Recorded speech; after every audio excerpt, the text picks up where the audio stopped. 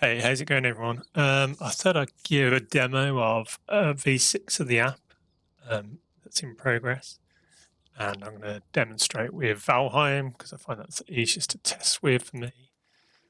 Um, so I'm going to go into showing some new stuff, I guess.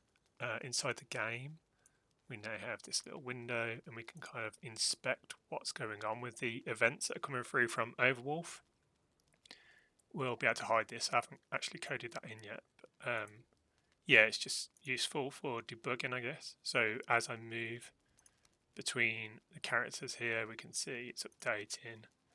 And if I go into a different scene, it will give me, it'll give me the details on that. And any event that comes through, basically, it'll give us the details.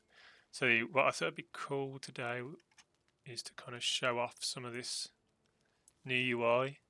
It's still very much a work in progress. It's probably got loads of bugs in that I need to not iron out, but yeah, let's go for it. So I guess one of the things that we like to do is to have some kind of updated text, and that might be like when you're playing a shooting game, maybe you'll have like a KDA score on your feed. And before that was kind of technical because we had to set up a webhook and then we had to write that out to a file and get that into OBS, and it was a bit tricky. So it's one thing I was really conscious of when trying to do this version is how do we make that simpler? So I guess to start with, we would kind of I'm going to track this event here where I'm choosing my character, and I think maybe the amount of times that it's been clicked, just for argument's sake. So you could imagine this as like, a headshot count instead. So I've come into the UI, I've selected Valheim. I'm going to track the player name, which is that event we've just seen. And I'm going to start with, I guess, adding. Well, I could add a filter.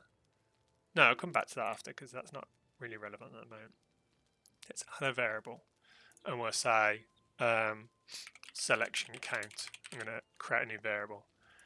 Now we've got a few things. I've got to document all this, but we can come in here and say create a variable called selection count, and I want to keep track of a number. So I'm going to go in and create this curly bracket syntax, and I'm going to say sum. I'm going to say var selection count. So this is kind of referring to itself. If I don't have one of these set up, because we won't at the moment, right? It hasn't been set as yet. I can do this pipe 0. So it's going to say if it hasn't been initialized, then set it to 0 by default. And then I'm going to say add 1 each time. So I've set up a variable called selection count, and then I'll go at this funky value. So save that and come back. Okay, yeah, so we'll go to a file system as an output. I'll choose output,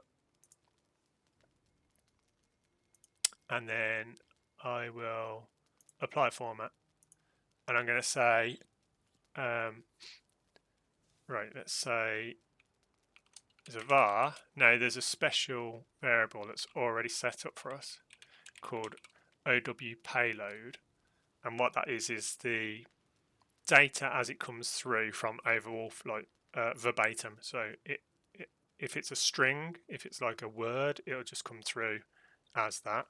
And we need that in this case because in this instance, OW payload would be equal to artdevGame in this, and artdevGame MP.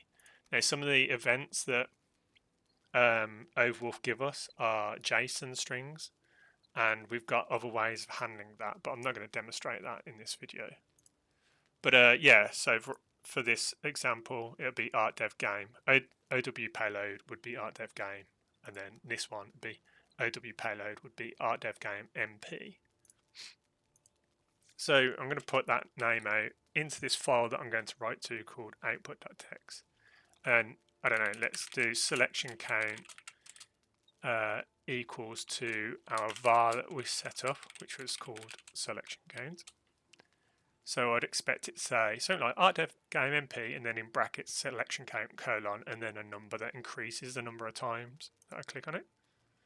So if I save that and we go for a spin, let's go one click and go and have a look at output.txt.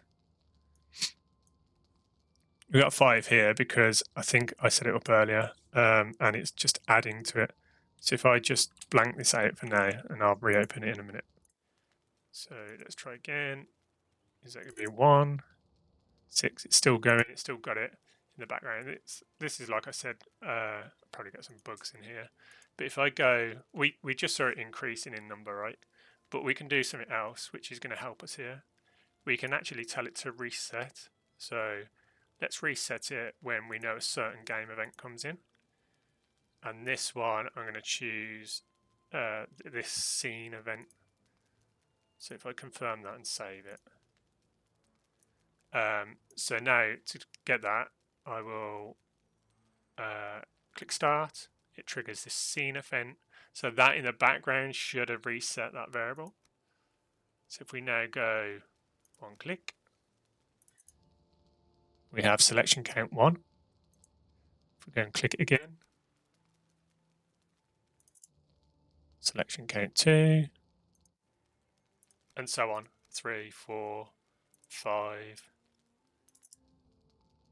There we go. So it could be in here, right? And I could go to OBS. Let's add a new text.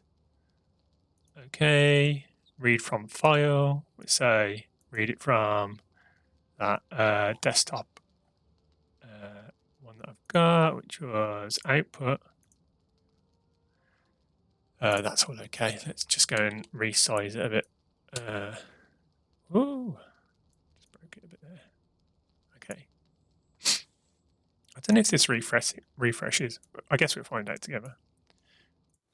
So let's move this over so we can see it in the screen a bit. Yeah. So it doesn't refresh. Oh, it did refresh. It just took a bit of time. So we could imagine if this was like a kill death assist count or win rate or anything like that, we could just naturally update this from the app. And we won't have to do anything technical this time. It can all be done from the app itself. And then just to kind of go in and show it resetting. I think next time I do it right, it'll be 1. There you go.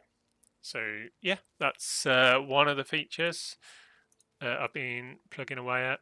Obviously, there's a lot of things that we've seen in here. I've even just demonstrated a bug on this video. So still plenty of work to go through. But yeah, I think this might help some of us. Let me know what you think. Thanks. Bye.